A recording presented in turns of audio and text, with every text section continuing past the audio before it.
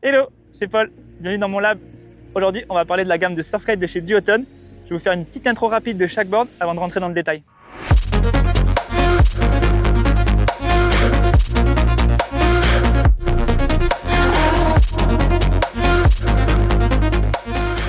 Alors, tout au fond là-bas, on a la Whip.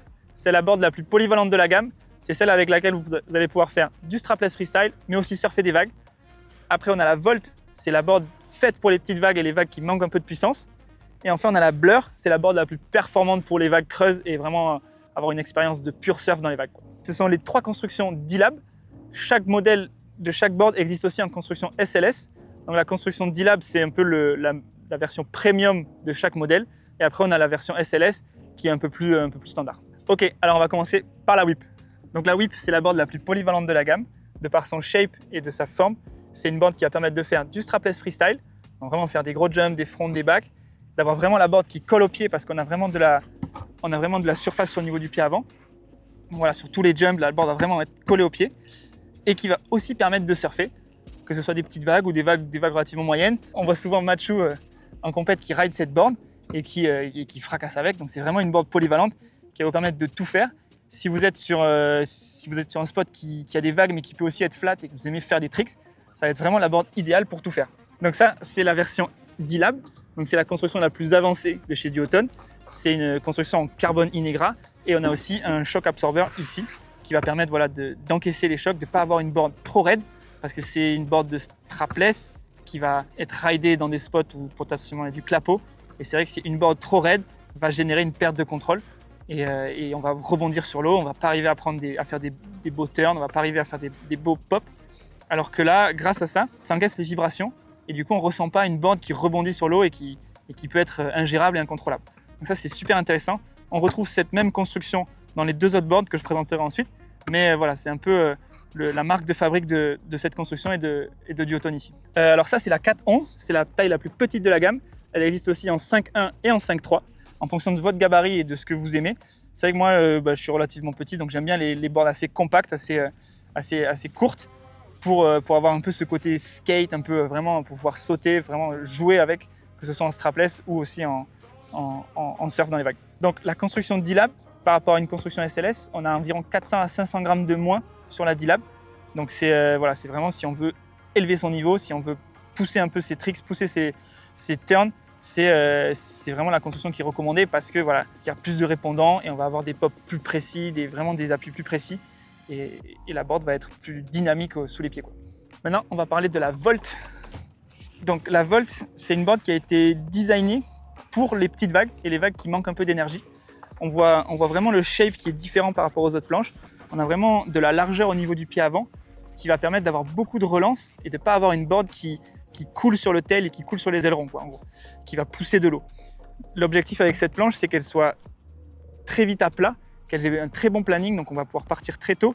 Et si la vague ramollit ou si on est sur des vagues molles, ne pas avoir justement ce feeling où après un turn, la vague nous double, où on n'a plus d'énergie, on n'a plus de puissance. Le but ici, c'est vraiment d'avoir une planche qui relance très bien, qui va générer de la vitesse même quand les vagues sont molles, même quand les vagues manquent d'énergie. Donc voilà, de par son shape, on peut voir qu'il y a vraiment beaucoup de largeur et le volume, la disposition du volume est vraiment centrée sur le pied avant. Et avec peu de rocker aussi, on a une planche qui est relativement plate, donc qui va vraiment générer de la vitesse même quand les vagues sont molles, même quand les vagues manquent d'énergie. Dans beaucoup de spots de kite du monde, on retrouve des vagues qui sont relativement molles parce que souvent c'est de la houle générée par le vent et c'est des vagues qui vont manquer un peu d'énergie. Et là où les surf kites de manière générale vont avoir tendance à manquer de relance, on va avoir des riders qui font un turn et puis après la vague les double, où ils n'ont plus de vitesse et ils se font rattraper par la section. C'est vraiment l'objectif de cette board, elle a été designée pour pallier à ce problème qu'on retrouve dans les spots du monde, principalement grâce à son shape. On retrouve vraiment la disposition du volume qui est centrée sur le pied avant et on a pas mal de largeur au niveau du pied avant. Donc on va pouvoir vraiment avoir une planche qui est tout le temps à plat et qui va tout le temps bien glisser et générer de la vitesse, peu importe la pente de la vague ou l'énergie que la vague génère. Donc là, j'ai la 5.1, elle existe en 4.11 et en 5.3, comme la Whip. Et la construction, pareil, c'est la construction de D-Lab, donc c'est vraiment la version premium de chez Duotone. Et on a la même version en SLS. Et la petite dernière de la gamme, on a la Blur. Donc ça, c'est vraiment le surf kite orienté performance, orienté grosse vague creuse. C'est un surf kite qui est destiné à des vagues comme Wanai ou Punta Preta quand c'est vraiment creux. Voilà, c'est une planche qui va générer beaucoup de contrôle. Elle va avoir beaucoup plus de rocker que la Volt ou la Whip. Donc c'est une planche qui va aller moins vite, mais elle est destinée à rider des vagues plus creuses qui génèrent énormément de vitesse. Donc c'est vrai qu'avec les deux autres que j'ai présentés tout à l'heure, dans des vagues creuses, on va avoir trop de vitesse et une perte de contrôle. On va pas arriver à prendre des bons bottoms, on va pas arriver à faire des bons turns. Alors qu'ici, l'avantage c'est que, comme on peut voir, la planche a un peu plus de rocker, donc elle va générer moins de vitesse, mais elle est orientée pour des vagues plus creuses. Donc voilà, cette board, elle est destinée pour les riders qui veulent rider des vagues moyennes à grosses, qui veulent des vagues qui sont sur des spots avec des vagues relativement creuses. Comme on peut voir, on a un round tail, on a un rocker qui est beaucoup plus prononcé, un outline beaucoup plus radical.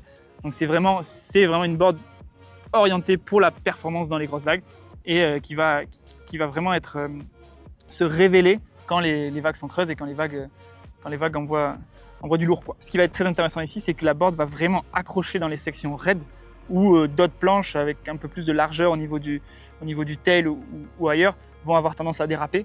Et dans des vagues creuses, ce qu'on demande, c'est vraiment avoir de l'accroche, du grip pour pouvoir vraiment prendre du plaisir et vraiment faire des turns très précis et très nerveux. Donc ça, c'est la 5.3. C'est la plus petite de la gamme. On a la 5.6 et la 5.9. C'est des planches qui se ride avec un peu plus de longueur, justement pour avoir un peu plus d'assurance et de contrôle comme on surfe à la rame presque, parce que voilà, les vagues creuses, on n'a pas envie d'avoir un os trop court, on a envie d'avoir un peu de longueur. En termes de prix pour ces boards, les versions D-Lab sont toutes au même prix, 1399, peu importe le modèle, peu importe la taille. Et les mêmes modèles en version SLS sont eux à 1149. Maintenant que vous savez tout sur les surfkites de chez Duotone, j'espère que ça va vous aider à faire votre choix et à choisir le bon modèle en fonction de votre spot. Et moi je vous dis à très vite pour de nouvelles vidéos et en attendant n'hésitez pas à vous abonner.